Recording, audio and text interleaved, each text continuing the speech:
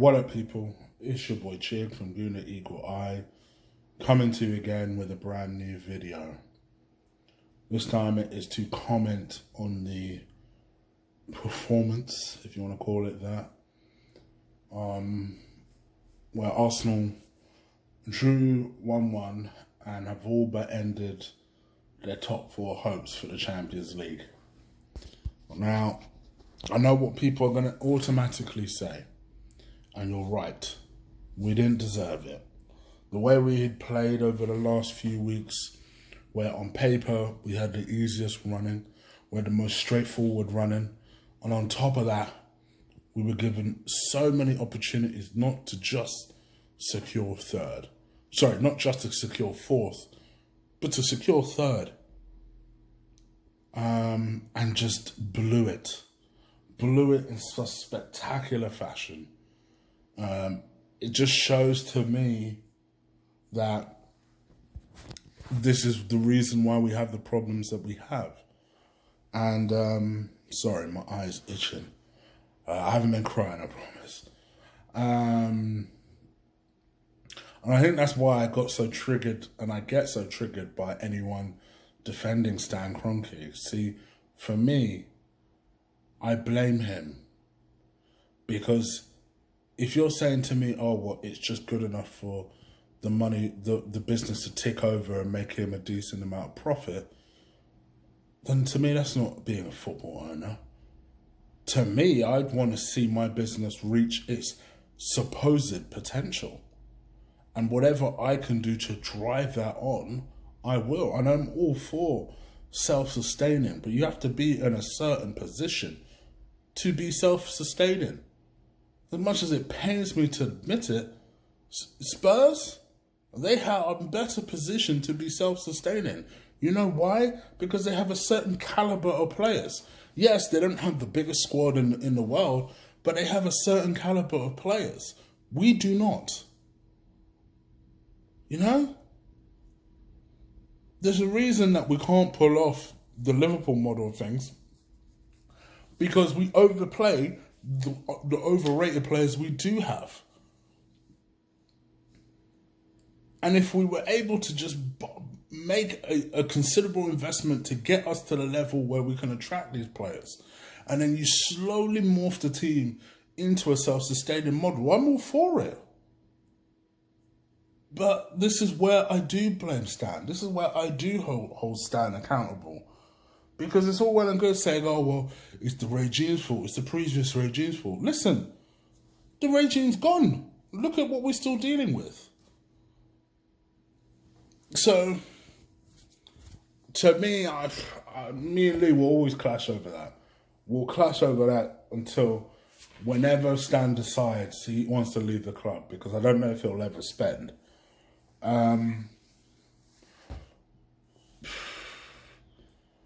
Yes, we didn't deserve it. And that will be, I almost guarantee you, what the comment section will say, and most people will comment and talk about on Twitter. But let's be real here. People every day get things that they don't deserve. Why can't we? Why couldn't we?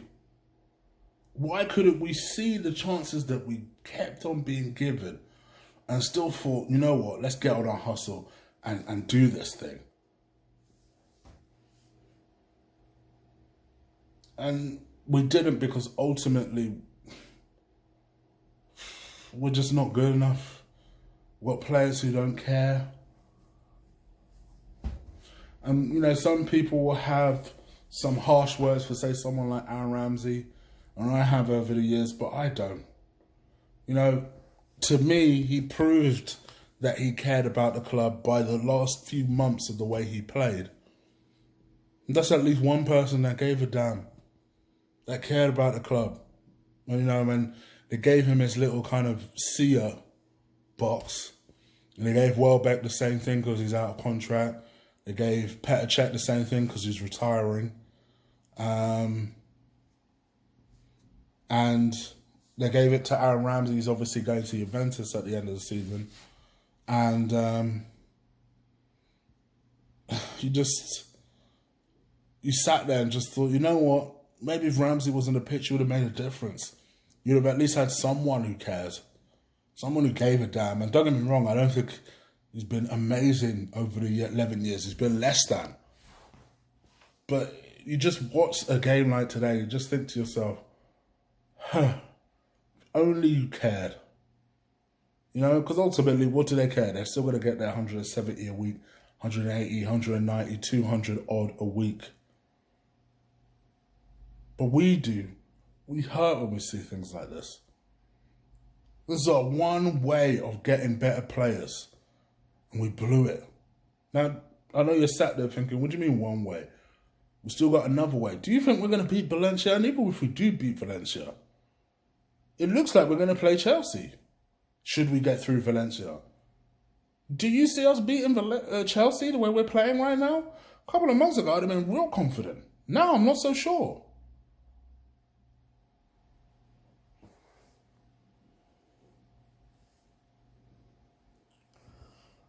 Oh. Don't know what to say. So let's just get into these player ratings. Burnt Leno in goal. The kicking that everyone was banging on about, why Petr Cech is so useless and this, that and the other, and how his distribution was so on point. Leno's was not today. Yes, all right, the couple of times he didn't make a mistake, he did redeem it through a good save. But why put the team under that type of pressure in the first place? Sometimes, this is where reading the game and I bang on so much about it, because yes, I get that you're a good passer of the ball. But sometimes if the option ain't there, boot that thing. Boot that thing. I'll give him a 5. Let's talk about the 4 at the back. Lichtsteiner. To be honest, I thought Lichtsteiner had a really good opening half an hour.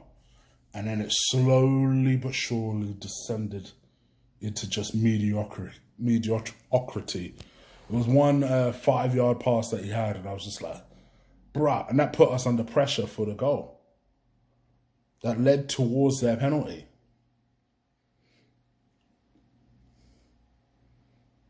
I'll give him a 4. Mustafi, for the second game in a row, I actually thought he was our best defender. By no means good or perfect, but was okay. I'll give him a 5.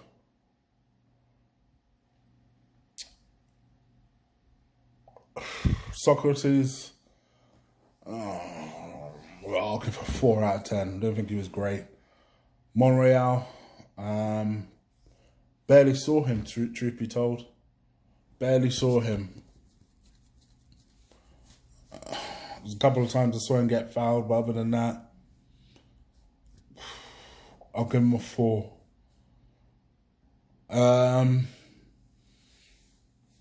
Granit Xhaka, I'll be honest, I didn't think he was having a great game anyway.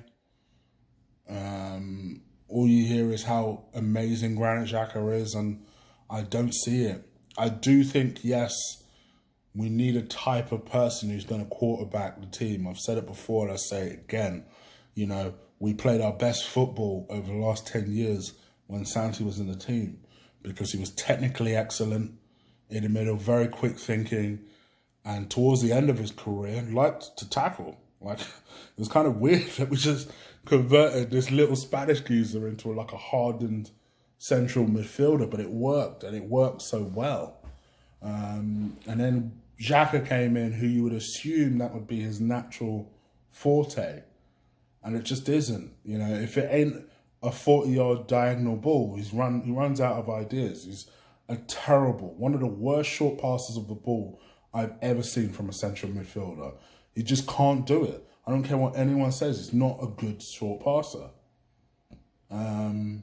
Has zero awareness. And that's how he got caught out through the penalty. You know, for me, if you're defending in that position, all right, someone is slightly ahead of you. If you can't shepherd him out, don't bring him down. It's not the end of the world. He's right there. Just don't bring him down. This idiot clatters into his leg and then reaches out to him to bring him down. It's like he didn't care. He was intent on giving away that penalty. And that's why, like most people, when they do concede penalties, they try and protest it. He didn't even protest it. Just walked away from it. This is what and this is the same man who, a month ago said that he felt like he's ambitious and he wants to move on from us. Move on then, son. Move on, because you ain't good enough. You ain't good enough. You ain't. Did you know? I'll give you a little did you know. Did you know that Granit Xhaka has given away more penalties in the league than any other player in the last 3 years? Granit Xhaka, ladies and gentlemen. The same man that we can't do without. The same man that certain other people say that will be world class. No chance. Got more chance of me running a 4-minute mile than you got a Granit Xhaka being world class.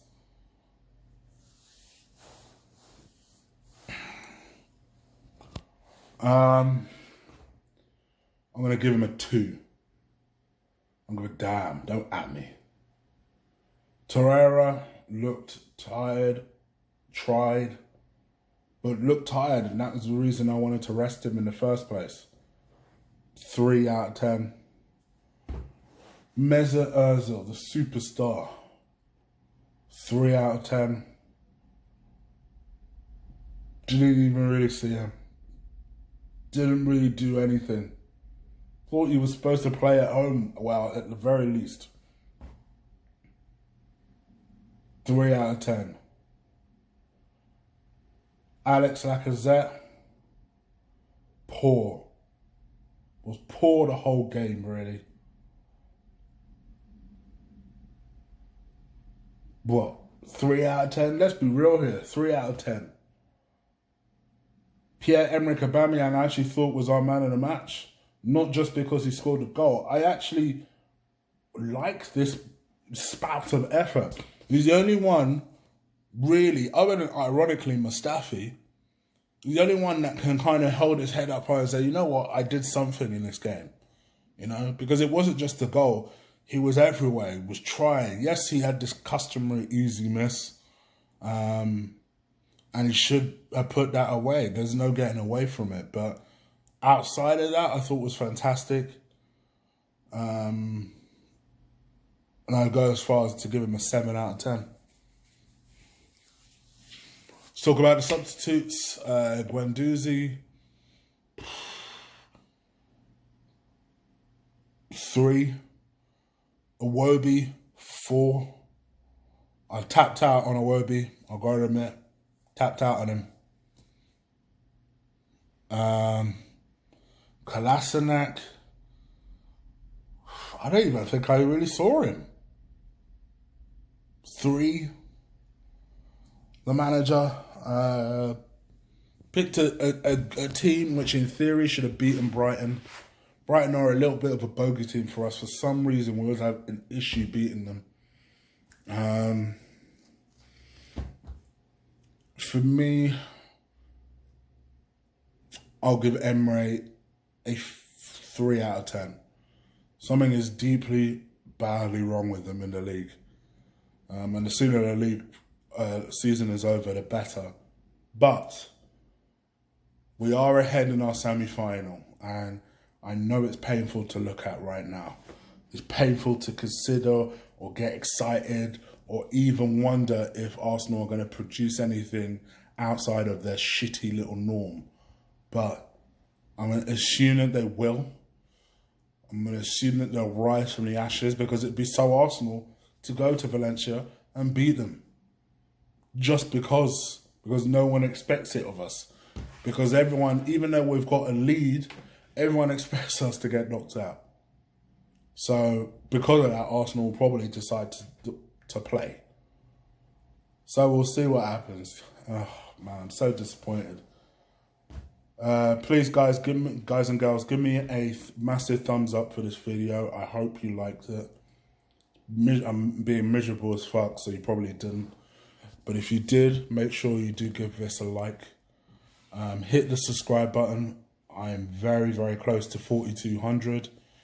Sailing very, very close to that 5,000 mark. I doubt I'll get that before the end of the season, but I would love 45 before the end of the season, I'll tell you that. So keep an eye out for that. I know I said I was going to bring you a few more videos about central defenders that we should target, central midfielders, a winger and strikers. I still intend to do that. Keep an eye out on that. Hit the subscribe button, crush the like button for me. I appreciate it when you guys do that.